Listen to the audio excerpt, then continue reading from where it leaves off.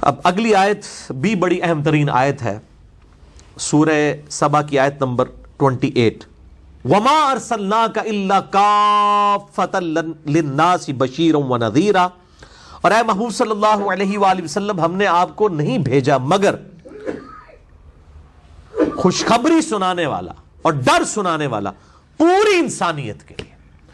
آپ صلی اللہ علیہ وآلہ وسلم سے پہلے جتنے انبیاء بھیجے گئے وہ اپنی اپنی قوموں کے لیے تھے، جو سورہ فاطر کی آیت نمبر 24 میں آتا ہے، انا ارسلناک بالحق بشیرا ونذیرا، بے شک اے محبوب صلی اللہ علیہ وآلہ وسلم ہم نے آپ کو پرپسفل با مقصد حق کے ساتھ بھیجا ہے، خوشخبری سنانے والا اور ڈر سنانے والا۔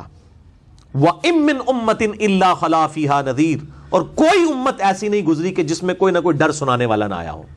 آپ صلی اللہ علیہ وآلہ وسلم سے پہلے ہر امت میں کوئی نہ کوئی پیغمبر آیا، لیکن آپ صلی اللہ علیہ وآلہ وسلم کا سٹیٹس کیا ہے؟ وَمَا أَرْسَلْنَاكَ إِلَّا كَافَّةً لِلنَّاسِ بَشِيرًا وَنَذِيرًا، اے محبوب صلی اللہ علیہ وآلہ وسلم ہم نے آپ کو نہیں بھیجا مگر خوشخبری سنانے والا اور ڈر سنانے والا پوری انسانیت کی طرف۔ وَمَا أَرْسَلْنَاكَ إِلَّا رَحْمَةً لِلْعَالَمِينَ، اور اے محبوب صلی اللہ علیہ وآلہ وسلم ہم نے آپ کو رحمت بنا کر بھیجا ہے تمام جہان والوں کے لیے۔ اس کانٹیکسٹ میں ایک حدیث ہے، صحیح بخاری اور صحیح مسلم کی متفقن علیہ حدیث ہے، آپ صلی اللہ علیہ وآلہ وسلم نے فرمایا اللہ تعالیٰ نے مجھے 5 ایسی خصوصیات دی ہیں جو مجھ سے پہلے کسی پیغمبر کو نہیں دی۔ نمبر 1، اللہ تعالیٰ نے مجھے پوری مخلوق کی طرف، پوری انسانیت کی طرف، جن و انس کی طرف پیغمبر بنا کر بھیجا ہے۔ آپ صلی اللہ علیہ وآلہ وسلم سے پہلے یہ نہیں تھا۔ اور یہ بھی یاد رکھیں کہ جو انسانوں کے پیغمبر ہیں یہی جنات کے پیغمبر بھی ہوتے ہیں، جنوں کے اندر کبھی کوئی پیغمبر نہیں آیا۔ تو اگلے زمانوں میں، اگلی امتوں میں، ہر علاقے کے اندر ایک وقت میں کئی انبیاء بھی ہوتے تھے، سیدنا یحییٰ علیہ السلام، عیسیٰ علیہ السلام، ایک ہی زمانے میں 2 پیغمبر گزرے۔ ہر امت کی طرف الگ سے ایک پیغمبر آتا تھا، ہر گروہ کی طرف الگ سے آتا تھا، لیکن ہمارے محبوب صلی اللہ علیہ وآلہ وسلم قیامت تک کے لیے پوری انسانیت کی طرف پیغمبر بھیجے گئے ہیں، اور آپ صلی اللہ علیہ وآلہ وسلم پر سلسلہ نبوت بھی ختم فرمایا گیا۔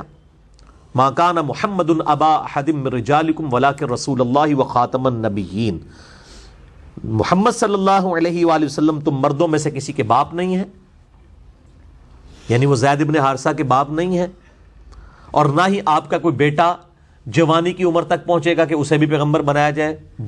بچپن ہی میں سارے بچے فوت ہو گئے، کسی بھی مرد کے باپ آپ نہیں بنے۔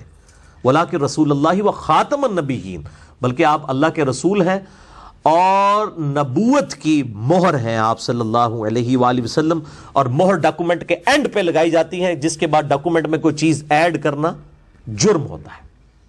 سیل آف دی پروفٹ ہے آپ صلی اللہ علیہ وآلہ وسلم، جیسے مہر لگا کے ڈاکومنٹ کو ختم کر دیا جاتا ہے، اس طریقے سے آپ صلی اللہ علیہ وآلہ وسلم مہر نبوت ہے۔ یہ وہ قادیانیوں نے جو مطلب لیا وہ بالکل غلط ہے، ان کو تو مہر کا مطلب نہیں پتا، اور وہ خاتم کی وجہ سے لیا۔ ٹھیک ہے، خاتم کا مطلب مہر ہے، لیکن مہر کی اپروپریٹ جو تفسیر ہے وہ یہی بنتی ہے۔ اس حوالے سے میں ڈیٹیل سے لیکچر دے چکا ہوں قادیانیت کے رد پہ، مسئلہ نمبر 40 ہے، خاتم اور خاتم کا جو فرق ہے۔ اس حوالے سے احادیث میں خاتم کا لفظ آیا، قرآن میں خاتم آیا، یہ دونوں چیزیں بیک وقت نبی صلی اللہ علیہ وآلہ وسلم پر پوری اترتی ہیں۔ تو پہلی خصوصیت یہ کہ پوری انسانیت کے پیغمبر بنا کے بھیجا گیا۔ دوسرا، مال غنیمت کو میرے لیے حلال کر دیا گیا۔ اگلے انبیاء میں جو جنگوں میں کافروں سے مال غنیمت ملتا تھا وہ اوپن میدان میں رکھا جاتا تھا، ایک غیب سے آگ آتی تھی جلا کے راکھ کر دیتی تھی، لیکن آپ صلی اللہ علیہ وآلہ وسلم کی امت کے لیے مال غنیمت، کافروں کا جنگ میں چھوڑا ہوا سامان حلال کر دیا گیا۔ تیسرا، پوری زمین کو میرے لیے سجدہ گاہ بنا لیا گیا، یعنی آپ صلی اللہ علیہ وآلہ وسلم سے پہلے نماز صرف مسجد میں پڑھی جا سکتی تھی، لیکن آپ صلی اللہ علیہ وآلہ وسلم کی برکت سے اللہ تعالیٰ نے یہ آسانی دے دی کہ پوری زمین پاک ہے، آپ صلی اللہ علیہ وآلہ وسلم کا امتی جہاں چاہے وہ نماز پڑھ سکتا ہے، زمین ساری کی ساری پاک ہے، اللہ یہ کہ کہیں پہ نجاست ہو وہ ایک الگ سے چیز ہے۔ اچھا، چوتھی چیز، 1 ماہ کی مسافت سے اللہ تعالیٰ نے کافروں پر میرا رعب ڈال دیا، یعنی آپ صلی اللہ علیہ وآلہ وسلم کے امت کا رعب اللہ نے کافروں پر ڈال دیا، اور یہ تھا جب تک یہ امت واقعی اس ٹریک پہ تھی نا، اس امت کا رعب تھا۔ 1 مہینے کی مسافت سے کافروں پر، رومن اور پرشین امپائر کے اوپر روب تھا، تبھی تو انہوں نے گھٹنے ٹیک دیے قادسیہ اور یرموک کے اندر۔ اور 5ویں خصوصیت یہ کہ مجھے اللہ تعالیٰ نے شفاعت کا اذن عطا فرمایا ہے۔ آپ صلی اللہ علیہ وآلہ وسلم کو مقام شفاعت، عسیٰ ان یبعثک ربک مقاما محمودا، جس کے کانٹیکسٹ پہ میرا مسئلہ نمبر 88B ہے، مکمل حدیث شفاعت کے اوپر بخاری اور مسلم کی میں نے وہ سارے طرق جو ہیں اس کے اندر بیان کیے ہیں، جسے شوق ہو تو وہ دیکھے۔ ویسے بھی آپ یوٹیوب پہ جا کے لکھیں نا نبی صلی اللہ علیہ وآلہ وسلم کی شفاعت والی حدیث، تو میرا ایک کلپ بھی کھل جائے گا اسی ٹاپک کے اوپر، وہ اسی لیکچر میں سے تقریباً 1 گھنٹے کا کلپ ہے۔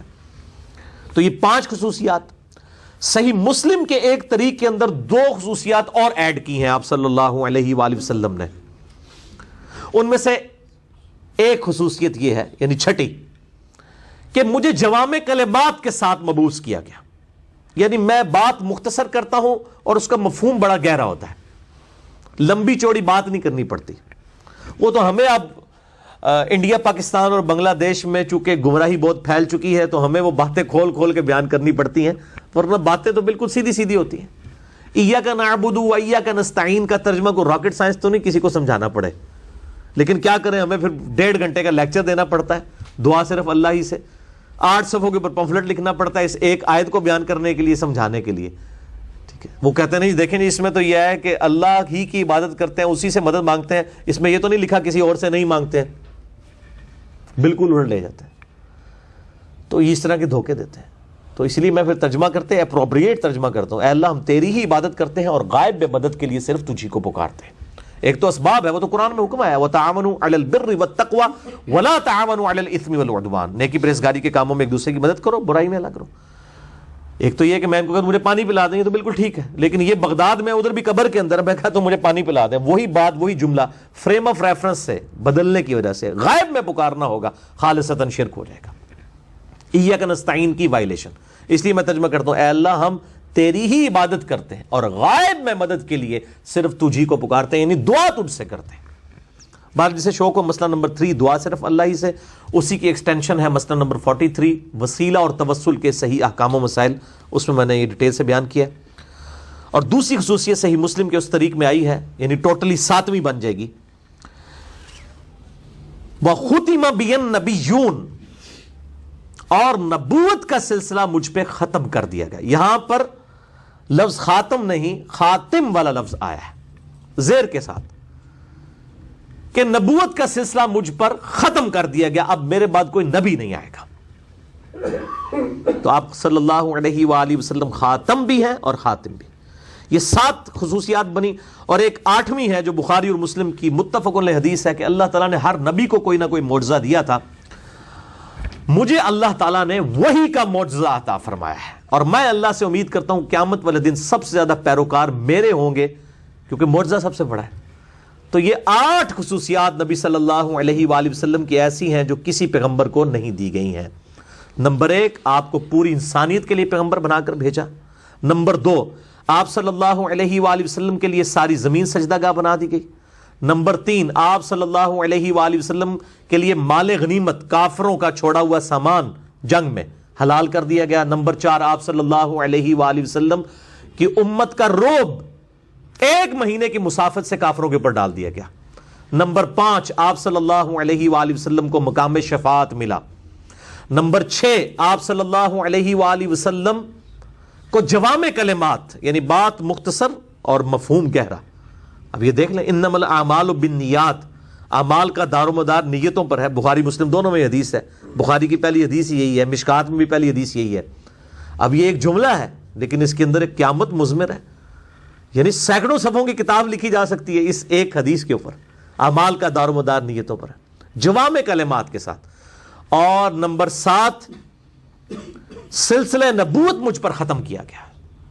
اور نمبر 8، آپ صلی اللہ علیہ وآلہ وسلم کو قرآن کا معجزہ، وحی کا معجزہ عطا فرمایا گیا۔ یہ آپ صلی اللہ علیہ وآلہ وسلم سے پہلے کسی پیغمبر کو یہ خوبی نہیں ملی کہ کتاب اس کا معجزہ ہو قیامت تک کے لیے، کیونکہ آپ کی نبوت قیامت تک کے لیے تھی، معجزہ بھی قیامت تک کے لیے ہونا چاہیے تھا۔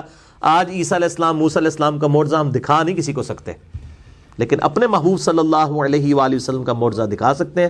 اس پہ میرا ایک ڈیٹیل لیکچر ہے، جسے شوق ہو وہ ضرور دیکھیں. مسئلہ نمبر 85، قرآن اور قتال، ہمارے محبوب صلی اللہ علیہ وآلہ وسلم کی دو خصوصیات. ہماری ویب سائٹ اہلسنتپاک.com پہ میں نے ڈیٹیل سے اس ٹاپک پہ ڈسکشن کی ہے. اسی آیت کے اوپر آج کی ہم گفتگو مکمل کرتے ہیں. سورہ سبا کی آیت نمبر 28 پہ، وَمَا أَرْسَلْنَاكَ إِلَّا كَافَّةً لِلنَّاسِ بَشِيرًا وَنَذِيرًا وَلَكِنَّ أَكْثَرَ النَّاسِ لَا يَعْلَمُونَ. لیکن اکثر لوگ اس حقیقت سے ناواقف ہیں. ہم نے اپنے محبوب صلی اللہ علیہ وآلہ وسلم کو تمام انسانیت کے لیے ڈر سنانے والا اور خوشخبری سنانے والا بنا کر بھیجا ہے. جو لوگ اللہ کے نافرمان ہیں ان کے لیے ڈر سنانے والا، اور جو اللہ کی اطاعت اختیار کرنے والے ہیں ان کے لیے خوشخبری سنانے والا. الحمدللہ. اللہ تعالیٰ سے دعا ہے جو حق بات میں نے کہی اللہ تعالیٰ ہمارے دلوں میں راسخ فرمائے. اگر جذبات میں میرے منہ سے کوئی غلط بات نکل گئی تو اللہ تعالیٰ ہمارے دلوں ہی سے اسے معاف کر دے. ہمیں کتاب و سنت کی تعلیمات پر عمل کر کے دوسرے بھائیوں تک پہنچانے کی توفیق عطا فرمائے. سبحانک اللہم و بحمدک، اشہد ان لا الہ الا انت، استغفرک و اتوب الیک، وما علینا الا البلاغ المبین. جزاکم اللہ خیرا.